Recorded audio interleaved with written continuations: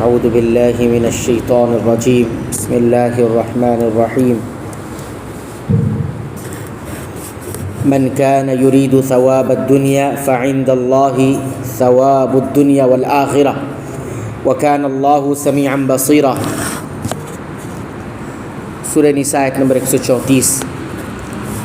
جو شخص دنیا کا ثواب چاہتا ہے تو یاد رکھو کہ اللہ تعالیٰ کے پاس تو دنیا اور آخرت دونوں کا ثواب موجود ہے، اور اللہ تعالیٰ بہت سننے والا اور خوب دیکھنے والا ہے۔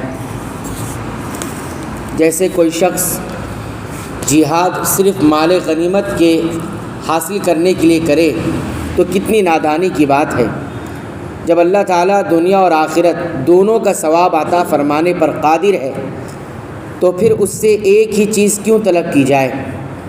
انسان دونوں ہی کا طالب کیوں نہ بنے؟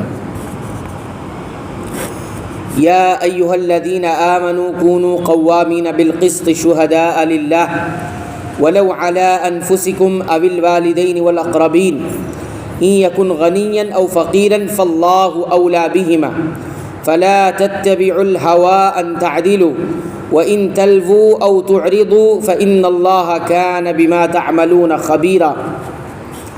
اے ایمان والو، عدل و انصاف پر مضبوطی سے جم جانے والے اور خوشنودی مولا کے لیے سچی گواہی دینے والے بن جاؤ، گو وہ خود تمہارے اپنے خلاف ہو یا اپنے ماں باپ کے یا رشتہ داروں عزیزوں کے۔ وہ شخص اگر امیر ہو تو اور فقیر ہو تو دونوں کے ساتھ اللہ تعالیٰ کو زیادہ تعلق ہے، اس لیے تم خواہش نفس کے پیچھے پڑ کر انصاف نہ چھوڑ دینا، اور اگر تم نے کج بیانی کی یا پہلو تہی کی تو جان لو کہ جو کچھ تم کرو گے اللہ تعالیٰ اس سے پوری طرح باخبر ہے۔ اس آیت میں اللہ تعالیٰ اہل ایمان کو عدل و انصاف قائم کرنے اور حق کے مطابق گواہی دینے کی تاکید فرما رہا ہے، چاہے اس کی وجہ سے انہیں یا ان کے والدین اور رشتہ داروں کو نقصان ہی اٹھانا پڑے، اس لیے کہ حق سب پر حاکم ہے اور سب پر اوپر اور مقدم ہے۔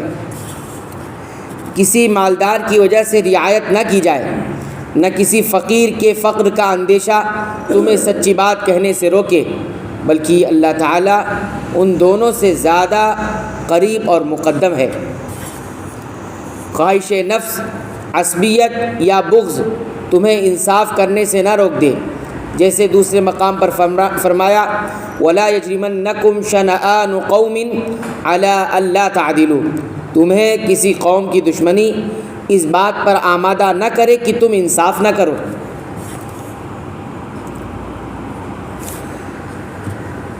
شہادت میں تحریف و تغیر ہے، اور اعراض سے مراد شہادت کا چھپانا یعنی گواہی کا چھپانا اور اس کا چھوڑ دینا ہے۔ ان دونوں باتوں سے بھی روکا گیا ہے۔ اس آیت میں عدل و انصاف کی تاکید اور اس کے لیے جن باتوں کی ضرورت ہے ان کا اہتمام کرنے کا حکم دیا گیا ہے۔ مثلاً ہر حال میں عدل کرو، اس سے انحراف نہ کرو، کسی ملامت گر کی ملامت اور کوئی اور محرک اس میں رکاوٹ نہ بنے، بلکہ اس کے قیام میں تم ایک دوسرے کے معاون، مدد کرنے والے اور دست بازو بنو۔ صرف اللہ تعالیٰ کی رضا تمہارے پیش نظر ہو، سامنے ہو، کیونکہ اس صورت میں تم تحریف، تبدیل اور کتمان سے گریز کرو گے اور تمہارا فیصلہ عدل کی میزان میں پورا اترے گا۔ عدل و انصاف کی زد اگر تم پر یا تمہارے والدین پر یا دیگر قریبی رشتہ داروں پر بھی پڑے تب بھی تم پرواہ مت کرو، اور اپنی اور ان کی رعایت کے مقابلے میں عدل کے تقاضوں کو اہمیت دو۔ کسی مالدار کو اس کی مالداری کی وجہ سے رعایت نہ کرو، اور کسی تنگ دست کے فقر سے، غریبی سے خوف مت کھاؤ، کیونکہ وہی جانتا ہے کہ ان دونوں کی بہتری کس میں ہے۔ فیصلے میں خواہش نفس، عصبیت اور دشمنی آڑے نہیں آنی چاہیے، بلکہ ان کو نظر انداز کر کے بے لاگ عدل کرو۔ عدل کا یہ اہتمام جس معاشرے میں ہوگا وہاں امن و سکون اور اللہ تعالیٰ کی طرف سے رحمتوں اور برکتوں کا نزول ہوگا۔ صحابہ کرام رضوان اللہ علیہم اجمعین نے اس نقطے کو بھی خوب سمجھ لیا تھا، چنانچہ حضرت عبداللہ بن رواحہ رضی اللہ عنہ کے بارے میں آتا ہے کہ رسول اللہ صلی اللہ علیہ وسلم نے انہیں خیبر کے یہودیوں کے پاس بھیجا کہ وہ وہاں کے پھلوں اور فصلوں کا تخمینہ لگا کر آئیں۔ یہودیوں نے انہیں رشوت کی پیشکش کی تاکہ وہ کچھ نرمی سے کام لے۔